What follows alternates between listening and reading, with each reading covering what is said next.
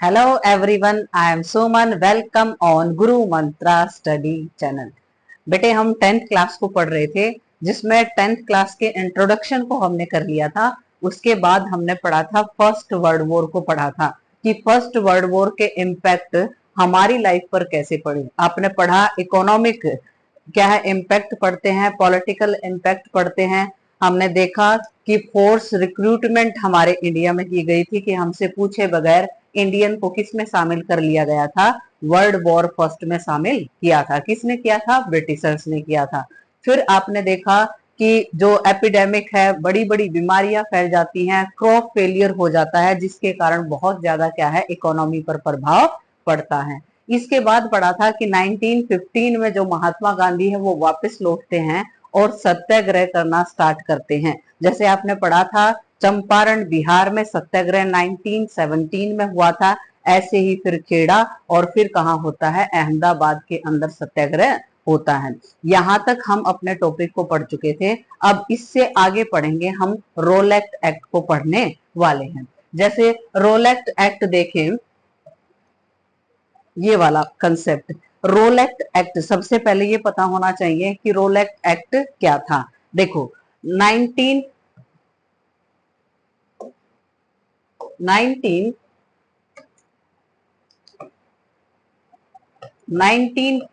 से लेकर 1918 तक कौन सा वर्ल्ड वॉर होता है? फर्स्ट वर्ल्ड वॉर होता है। और जैसे ब्रिटिशर्स इस वर्ल्ड वॉर में जीत बेशक जाते हैं लेकिन इनके हालात क्या है, काफी ज्यादा खराब हो जाते हैं। कहने का मतलब इनकी इकोनॉमिक कंडीशन और पॉलिटिकल कंडीशन काफी ज्यादा क्या हो जाती है, खराब हो जाती है। किसकी हो जाती है बेटे? ब्रिटिशर्स की।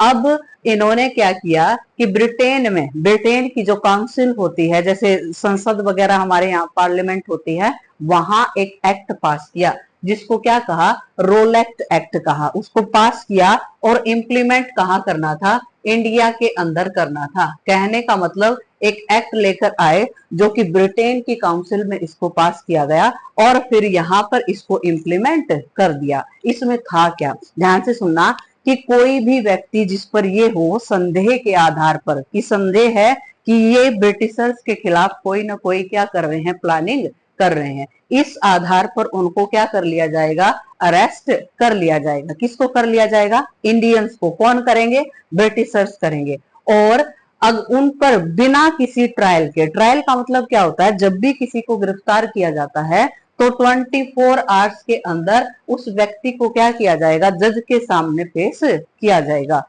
उसकी अपील को सुना जाएगा कि मैं अपराधी हूं या नहीं हूं। वो अपनी दलील देगा कि मैं ऐसे ऐसे किसी एक्टिविटी में ऐसे मैं इंडल्ज नहीं था। और क्या करना पड़ेगा, उनके लिए एक वकील हायर करना होता है। ये प्रोसीजर होता है। लेकिन इस एक्ट के अकॉर्डिंग अगर ब्रिटिशर्स को किसी एक ग्रुप या किसी पर्टिकुलर व्यक्ति पर संदेह होता है कि ये ब्रिटिशर्स के खिलाफ क्या कर रहा है, कोई ना कोई साजिश कर रहा है, तो उसको क्या कर लिया जाएगा, गिरफ्तार कर लिया जाएगा। और कितने साल तक? 2 साल तक क्या है, उनको जेल में रख सकते थे। कहने का मतलब रोलेक्ट एक्ट के द्वारा ब्रिटिशर्स को हद से ज्यादा क्या दे दी गई, पावर दे दी गई। वो किसको गिरफ्तार करेंगे? वो इंडियंस को गिरफ्तार करेंगे। हमने इस एक्ट को क्या कहा? हमने इस एक्ट को कहा काला कानून। काला कानून। और हमने फिर जैसे जो इंडियंस थे इस कानून के खिलाफ हमने शहरों में, गांव में क्या करने स्टार्ट कर दिए, जुलूस निकालने स्टार्ट कर दिए कि काला कानून, काला कानून, इस तरह के नारे लगाए गए। हमने जो रेलवेज है उनको डिस्टर्ब किया, तोड़ना स्टार्ट कर दिया। रेलवेज को क्यों तोड़ा? क्योंकि जो ब्रिटिशर्स थे वो ज्यादा ट्रेड कहां से करते थे, अपने रेलवे से ट्रेड करते थे। टेलीग्राफ सिस्टम यानी कि जो मैसेज भेजने का जो प्रोसीजर है, हमने उसको भी तोड़ना स्टार्ट कर दिया। लेकिन ब्रिटिशर्स इसको ऑपरेस करते रहे, दबाते रहे, इंडियंस की मार पिटाई करते रहे। इंडियंस को बहुत बुरे तरीके से क्या है, उनके साथ इल ट्रीटमेंट किया गया। अब देखो यही बातें इसमें लिखी हुई हैं, पढ़ के देखेंगे। रोलेक्ट एक्ट कब आता है? 1919 में। और कौन से वर्ल्ड वॉर के बाद? फर्स्ट वर्ल्ड वॉर के बाद।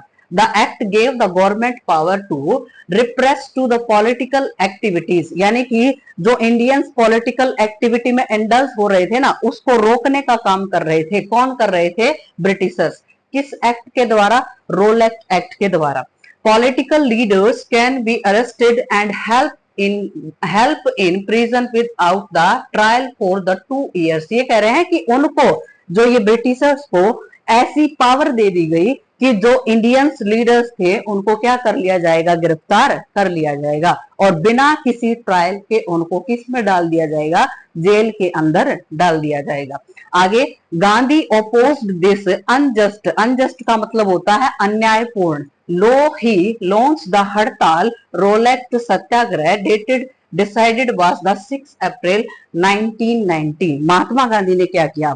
अब 6 अप्रैल से इन्होंने हड़ताल स्टार्ट कर दी। हड़ताल करने का मतलब वॉयलेंस करना कभी नहीं होता है, किसी एक प्रॉपर जगह पर बैठकर उस जो कानून है, जो नियम है, उसके खिलाफ क्या है? बोलना, सरकार तक अपनी बातें पहुंचाना, ये क्या कहलाता है? हड़ताल कहलाता है। तो ये 6 अप्रैल 1919 को क्या है, उन्होंने, जो महात्मा गांधी है, उन्होंने हड़ताल को क्या कर दिया? स्टार्ट कर दिया। किसके खिलाफ स्टार्ट कर दिया? रोलेट एक्ट के खिलाफ उन्होंने इसको स्टार्ट कर दिया। नॉन वॉयलेंट रिवोल्ट्स स्ट्राइक्स, यानी कि इसमें कोई हिंसा नहीं करेगा।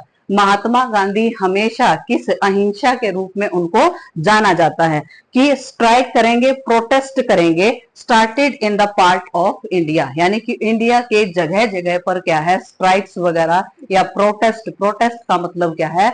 विरोध करते हुए लोगों ने अपनी बातों को रखना क्या कर दिया? स्टार्ट कर दिया। किसके सामने? ब्रिटिशर्स की। ये जो लॉ लेकर आए हैं, ये काला कानून लेकर आए हैं, ये इंडियंस के लिए सही नहीं है। To control all this British took various step, यानी कि ब्रिटिशर्स अब चुप रहने वाले नहीं थे। इन चीजों को कंट्रोल करने के लिए ब्रिटिशर्स ने अलग अलग तरीके के क्या है? रास्ते अपनाए। One was that the fired on the peaceful processions in the Amritsar, यानी कि अमृतसर के अंदर एक जुलूस अपनी बातों को रखने की कोशिश कर रहा था, तो उसके ऊपर उन्होंने क्या कर दिया? ये क्या किया? पीसफुल फायर, ये जो पीसफुल जो जुलूस था उस पर क्या कर दी? फायरिंग कर दी, यानी कि गोलियां बरसा दी। अब देखो क्या हुआ? This provoke the people took violence. अब इस बात के गुस्से से, इस बात से गुस्सा आकर जो जनता है वो क्या करने लग गई? वॉयलेंस करने लग गई, हिंसा करने लग गई। और मैंने बताया था कि इन्होंने रेलवेज को तोड़ना स्टार्ट कर दिया, इन्होंने टेलीग्राफ सिस्टम किसका बिगाड़ दिया? ब्रिटिशर्स का बिगाड़ दिया। आगे देखिए बेटे, आगे अब इसका इम्पैक्ट क्या रहा? जैसे टाइम आता है 13 अप्रैल 1919 का टाइम आता है, 13 अप्रैल। आपको ये बातें पता होंगी कि जलियांवाला बाग मैसेकर होता है 13 अप्रैल 1919 का टाइम आता है। यानी कि इस टाइम के दौरान अब क्या घटना घटती है कि एक जो अमृतसर वाला इलाका है, वहां जलियांवाला बाग इंसिडेंट होता है। क्या होता है? जलियांवाला बाग इंसिडेंट होता है। अब कहानी सुनो, कहानी के बाद फिर मैं इसको यहां से पढ़ना स्टार्ट करूंगी।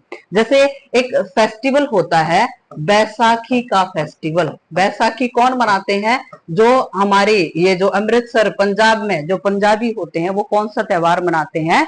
बैसाखी का त्योहार मनाते हैं। अब जैसे रोलेट एक्ट को हम पढ़ रहे थे, रोलेट एक्ट के बाद जब चीजों को कंट्रोल नहीं कर पाए तो एक और लॉ लेकर आए थे जिसको क्या कहते थे? मार्शल लॉ कहते थे। मार्शल लॉ को इन्होंने लागू कर दिया था। किसने लागू कर दिया था? ब्रिटिशर्स ने लागू कर दिया था। इस लॉ के अकॉर्डिंग, यानी कि रोलेट एक्ट के बाद जब हिंसा होती दिखी तो मार्शल लॉ को लागू किया। और मार्शल लॉ का मतलब ये होता है कि अगर 2-4 व्यक्ति ऐसे दिखाई दिए जो ब्रिटिशर्स के खिलाफ प्लानिंग कर रहे हैं तो उन पर सीधा क्या कर दी जाएगी? फायरिंग कर दी जाएगी। यानी कि उनको शूट करने का ऑर्डर इस लॉ के अकॉर्डिंग उनको दे दिया गया था। लेकिन 3 या 4 दिन पहले ये ऑर्डर वहां पर पारित हुआ था। कहां पर? अमृतसर पंजाब के अंदर ये ऑर्डर पारित हुआ था। लेकिन अब 13 अप्रैल 1919 को क्या होता है? ये फेस्टिवल होना था। कौन सा फेस्टिवल? बैसाखी का फेस्टिवल, जहां पर एक मेला लगा। क्या लगा? मेला। अब ध्यान से सुनना, जैसे मेला होता है तो मेले के अंदर जैसे बड़े हैं, बुजुर्ग हैं, बच्चे हैं, औरतें हैं, सभी मेले के अंदर आते हैं। जो ये बाग था ना, बाग जलियांवाला बाग था। जैसे यहाँ कोई मेला लगा हुआ है तो जलियांवाला बाग क्या था? पास में ही था। ये जल्ली नाम के एक व्यक्ति ने इस बाग को क्या है? बनवाया था, जिसके कारण इसको क्या कहा जाता था? जलियांवाला बाग कहा जाता था। अब जैसे ये अप्रैल का टाइम है तो इस दौरान गर्मी बढ़ जाती है, तो इस दौरान जब मेले में जो व्यक्ति आते हैं तो वहां ये रेस्ट करने के लिए, यहाँ पेड़ पौधे, पानी की सुविधाएं, कुआं वगैरह यहाँ पर बना हुआ था, तो यहाँ पर रेस्ट करने के लिए बहुत सारे व्यक्ति मेले से और कहाँ चले जाते हैं? जलियांवाला बाग में चले जाते हैं। इसी बीच वहां उस जो बाग था उसके अंदर कुछ क्रांतिकारी अपनी बातों को रखने का काम कर रहे थे। यानी कि कुछ एक ग्रुप ऐसा था जो कि अपनी बातों को रख रहे थे कि ब्रिटिशर्स रोलैक्ट एक्ट लेकर आते हैं, ब्रिटिशर्स मार्शल लॉ लेकर आते हैं, ये जो किस तरीके से खराब है, इस तरह की बातें हो रही थी। जैसे वहां जो मेले में आने वाले व्यक्ति थे वो भी इन बातों को क्या करते हैं? वहां पर सुनने लग जाते हैं। कुछ महिलाएं हैं, बड़े बुजुर्ग हैं, वो इधर छाव में, पेड़ की छाव में बैठ जाते हैं। लेकिन इसी दौरान जनरल डायर अपनी सेना के साथ वहां पर आ जाता है। कहां पर? जलियांवाला बाग में। और इस ऑर्डर को देने वाला कौन था? General O Dyer. यानी कि जनरल ओ डायर ने तो क्या है? ऑर्डर दिया, और जनरल डायर वहां पर पहुंचता है अपनी सेना के पास। जैसे अगर आप ये देखें, जलियांवाला बाग को देखें तो इसकी एंट्रेंस बिल्कुल एक एंट्रेंस है जिसमें बहुत, जैसे दो व्यक्ति एक साथ ऐसे नहीं निकल सकते, सिर्फ एक व्यक्ति सीधे सीधे चल सकता है। उन्होंने कहा वहां आने के बाद जनरल डायर ने कि आपको सिर्फ 2 मिनट का टाइम दिया जाता है, अगर आप यहां से भाग सकते हैं तो भाग जाएं, नहीं तो हम यहां पर क्या करने वाले हैं? ओपन फायरिंग करने वाले हैं। क्योंकि क्या लगा हुआ था? मार्शल लॉ लगा हुआ था। यानी कि मार्शल लॉ के अकॉर्डिंग जो ब्रिटिशर्स के खिलाफ कोई ऐसी कंट्रोवर्सी करेगा तो उनको क्या कर दिया जाएगा? ओपन फायर करके उनको शूट कर दिया जाएगा। तो 2 मिनट कंप्लीट। जैसे अब इसको ऐसे समझो, किसी की माँ ऐसे छाव में बैठी है, किसी के पिताजी वहां बैठे हैं, किसी का बच्चा इधर उधर घूम रहा है। 2 मिनट के अंदर अपने परिवार वालों को ढूंढना और उनको बाहर निकालना, क्या ये पॉसिबल है? ये हो ही नहीं सकता।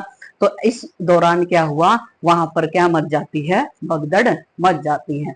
आप अगर आपने विजिट किया हो तो यहाँ पर एक कुआं दिखाया गया है, वो आज भी है। वहां पर उस कुएं के अंदर, जैसे वहां वो कुआं है, उससे मतलब ये उससे फायरिंग से बचने के लिए लोगों ने वहां पर कुएं में क्या लगा दी? छलांग लगा दी। ऐसे ऐसे करके वो कुआं बहुत ज्यादा क्या है? ऊपर तक भर जाता है। यानी कि जब बाद में ये देखा गया तो बहुत सारे व्यक्ति कुएं के अंदर मृत मिले। अब इससे और कुछ क्या है? दीवारों से लांग कर जाने की कोशिश करते हैं तो उन पर भी क्या कर दी जाती है? फायरिंग कर दी जाती है। आप वहां की दीवारों को देखोगे तो वहां फायरिंग के निशान आज भी दिखाई देते हैं। तो इस तरीके से क्या है?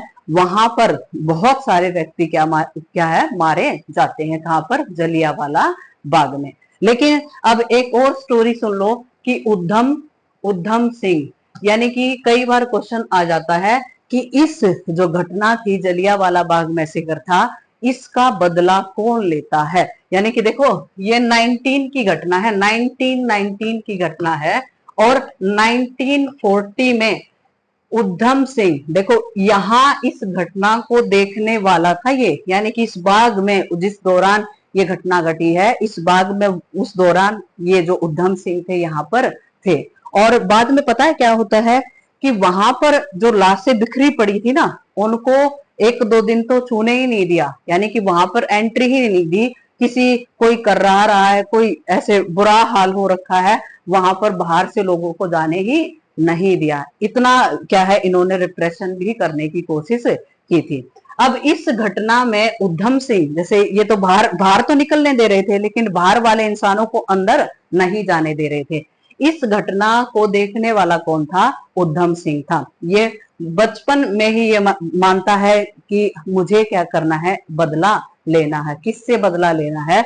मुझे डायर से बदला लेना है। अब जैसे ये प्लानिंग करते हैं, तो 1940 में क्या है, ये वहां पर पहुंचते हैं, लंदन में पहुंचते हैं, जहां पर कैक्सटन कैक्सटन हॉल में ओपन फायरिंग से ही क्या है, इनको मारा जाता है। कहने का मतलब ये है, यहाँ पर ये घटना घटने के बाद एक हमारा जाबाज क्या है, हिंदुस्तानी जो उधम सिंह है, वो प्लानिंग करते हैं और बड़ी मुश्किल से वहां तक पहुंच पाते हैं, लंदन तक पहुंच पाते हैं, जिसमें कौन सा हॉल था, कैक्सटन हॉल था। वहां से ओपन फायरिंग के थ्रू ही इनको क्या किया जाता है, मारा जाता है। कब मारा जाता है? 1940 में मारा जाता है। यानी कि उधम सिंह अपना उद्देश्य बनाते हैं और 1940 में उधम सिंह पर कभी कहानी पढ़ेंगे तो डिटेल में पढ़ेंगे, इन्होंने किस तरीके से जो है, कौन सी सेनाओं में इन्होंने भाग पार्टिसिपेट किया, ये कौन कौन से देश में गए, कहाँ गए, किस तरीके से गए, ये यहाँ इस टॉपिक में नहीं पढ़ना है। इसकी एक पर्टिकुलर वीडियो आपको बना के तब बताएंगे। अब इतना समझो कि 19 में उद्देश्य बनाया और 1940 में क्या है, उनको जनरल ओ डायर को मारा, यानी कि जिसने पीछे से ऑर्डर दिया था उनको मारा। और जनरल डायर पहले ही उनकी क्या हो चुकी थी, डेथ हो चुकी थी, जब ये कहाँ गए थे, लंदन के अंदर गए थे। अब देखो इसको यहां से पढ़ेंगे। Violence due to the Rowlatt Act, the martial law was imposed। यानी कि रोलेक्ट एक्ट तो आया, लेकिन इसमें 2 साल की जेल थी, लेकिन इसके बाद क्या लेकर आए, मार्शल लॉ लेकर आए। इसके अकॉर्डिंग क्या है, अगर किसी पर संदेह है तो तुरंत उसको क्या कर दिया जाएगा, शूट कर दिया जाएगा। 13 April people gathered in the Jallianwala Bagh Baisakhi fair for the protest. ये पता है कि 13 अप्रैल को क्या है, बैसाखी फेयर में बहुत सारे इंसान गए थे, और कहा, कौन से बाग में जाते हैं, जलियांवाला बाग में जाते हैं। General Dyer took command, he close the exit and the fire on the crowd. यानी कि उन्होंने कमांड दी, मैंने कहा 2 मिनट की कमांड दी, 2 मिनट से पहले ही उन्होंने क्या कर दी, फायरिंग कर दी। वहां पर क्या हो जाती है, भगदड़ हो जाती है। इस काम को कौन करते हैं, जनरल डायर करते हैं।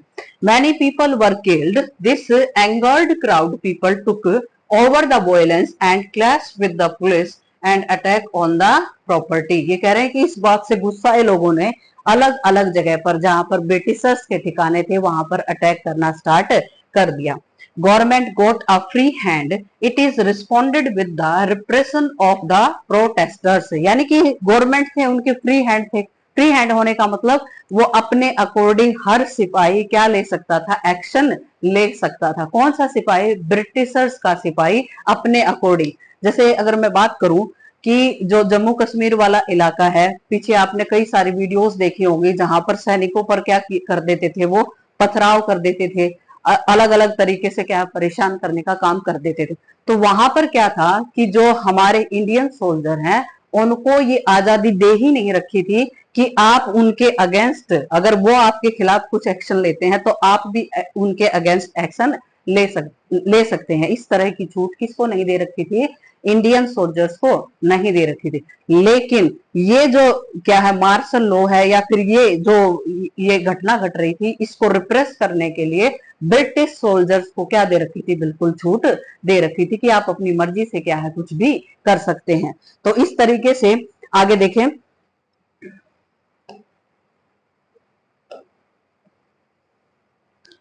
अब ये देखिए रोलेक्ट एक्ट, यानी कि एक तरफ क्या चल रहा है, रोलेक्ट एक्ट के खिलाफ बातें चल रही है, मार्शल लॉ चल रहा है, जलियांवाला बाग मैसेकर हो रहा है।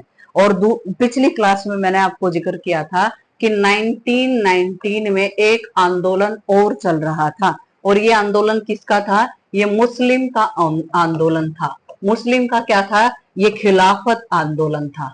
खिलाफत, खिलाफत क्यों था कि जो टर्की या तुर्की जिसको कहा जाता है, टर्की के खलीफा, जो खलीफा है, उनको क्या कर दिया जाता है, उनकी पोस्ट से हटा दिया जाता है। और इस बात से दुनिया के सभी मुस्लिम क्या थे, नाराज थे। पिछली क्लास में मैंने आपसे बात की थी। तो एक तरफ रोलेक्ट एक्ट के बारे में बातें हो रही हैं, मार्शल लॉ के बारे में बातें हो रही हैं, और क्या हो रहा है, महात्मा गांधी उन मूवमेंट्स में क्या कर रहे हैं, पार्टिसिपेट कर रहे हैं। दूसरी तरफ क्या चल रहा है, खिलाफत मूवमेंट चल रहा है। मैंने दो भाइयों के नाम बताए थे जिनको अली बंधु कहते हैं। देखो, खिलाफत, खलीफा spiritual head of the Islamic world, यानी कि जिसको खलीफा कहते हैं, खलीफा उसको जो इस्लामिक हेड होता था, जिसको सबसे सुप्रीम मानती थी कौन सी कम्युनिटी, मुस्लिम कम्युनिटी, तो उनको उनकी पोस्ट से क्या कर दिया जाता है, हटा दिया जाता है। Emperor of the Ottoman, Ottoman defeated in the world war first, यानी कि वर्ल्ड वॉर फर्स्ट में वो हार जाते हैं और उनके साथ एक हार्श ट्रीटी की जाती है। कहने का मतलब उनकी पोस्ट उनसे क्या कर ली जाती है, छीन ली जाती है। Rumours that Harris peace treaty was going to be impose on him and disrespect the Muslim masses were the angry, यानी कि कहना का मतलब क्या है, जो मुस्लिम भीड़ थी या मुस्लिम जनता थी वो किससे नाराज थी, ब्रिटिशर्स से नाराज थी कि खलीफा के साथ ब्रिटिशर्स ने अच्छा नहीं किया। अब देखो, प्रोटेस्ट बाय द खिलाफत मूवमेंट, द खिलाफत कमेटी, अंडरलाइन करेंगे इसको, बहुत इंपॉर्टेंट है, अपनी बुक में से भी देखें। मुंबई मार्च 1919 में क्या है, उन्होंने एक ऐसे साइन किया कि हम एक खिलाफत मूवमेंट क्या करने वाले हैं, स्टार्ट करने वाले हैं। अब देखो, ये मार्च का टाइम है और हम अप्रैल को भी पढ़ रहे हैं, ये घटनाएं साथ साथ चल रही हैं कि मार्च में ये स्टार्ट होता है तो ये भी चल रहा है साथ में, और वो अप्रैल मार्च में वो भी चीजें क्या चल रही हैं, साथ में चल रही है। रोलेक्ट एक्ट भी साथ में चल रहा है। आगे देखें, मोहम्मद अली एंड शौकत अली और गांधी जी आपस में क्या करते हैं, मीटिंग करते हैं। मीटिंग में ये है कि हम अगर अलग अलग लड़ेंगे तो हो सकता है कि हम कमजोर रह जाएं, हमें एक साथ आ जाना चाहिए। कौन कहते हैं ये, महात्मा गांधी। आगे देखें, कलकत्ता सेशन, ये भी बहुत इंपॉर्टेंट है क्योंकि ये उसमें आता है, मैप में आता है, कलकत्ता सेशन भी आएगा और ये आ सकता है खिलाफत मूवमेंट कमेटी मुंबई मार्च 1990, और ये भी आएगा Calcutta session September 1920, demanded for the non cooperation movement was raised, यानी कि अब गांधी जी क्या है, कलकत्ता सेशन में एक डिमांड रखते हैं कि हमें एक इन दोनों मोमेंट्स को जोड़कर एक कॉमन मोमेंट स्टार्ट करना चाहिए, जिसको क्या कह रहे हैं, ये कह रहे हैं नॉन कोऑपरेशन मूवमेंट कह रहे हैं। इसको कहते हैं असहयोग आंदोलन। इसको हम क्या करेंगे, स्टार्ट करेंगे। कौन सा मूवमेंट, असहयोग आंदोलन को हम स्टार्ट करेंगे। कौन से दो movement, Rowlatt act martial law के खिलाफ या जलियांवाला बाग मैसेकर के खिलाफ, जिसमें कौन क्या है, लीडर है महात्मा गांधी, और खिलाफत मूवमेंट जिसमें लीडर कौन है, अली बंधु, शौकत अली और मोहम्मद अली, इसमें क्या है, लीडर है, और उसको एक साथ जोड़ दिया जाएगा, जिसको क्या कहा जाएगा, नॉन कोऑपरेशन मूवमेंट कहा जाएगा, असहयोग आंदोलन कहा जाएगा। बेटे, ये आपका असहयोग आंदोलन अब स्टार्ट हो रहा है, जो कि 1920 में क्या है, स्टार्ट होने वाला है। यानी कि ये दोनों कम्युनिटी, मुस्लिम और हिंदू कम्युनिटी एक साथ आकर इस नॉन कोऑपरेशन मूवमेंट को स्टार्ट करने वाले हैं, जिसमें महात्मा गांधी और अली बंधु इस मूवमेंट को आगे ऑपरेट करेंगे। ये हमारा 10th क्लास का जो सेकंड चैप्टर है उसका सेकंड टॉपिक था, जिसको आपको बुक में से भी देखना चाहिए, इसके नोट्स तैयार करने चाहिए, और उसके बाद फिर मुझे बता सकते हैं कमेंट में कि हमें समझ में आया या नहीं आया। देखो, जो बच्चा सच में अच्छे नंबर लेकर आना चाहता है ना, उसको साथ में मेहनत करनी पड़ेगी। टीचर अकेला ऐसे नहीं है कि टीचर पढ़ाता रहे और आप साथ में मेहनत ना करें, तब नंबर नहीं आते बेटे। नंबर कब आते हैं कि जब आप टीचर के साथ में मेहनत करें, तब नंबर आते हैं। तो आप इस वीडियो को जो 10th क्लास से रिलेटेड स्टूडेंट हैं उनको शेयर कर सकते हैं। तब तक नेक्स्ट क्लास के लिए इंतजार करें। तब तक बाय बाय।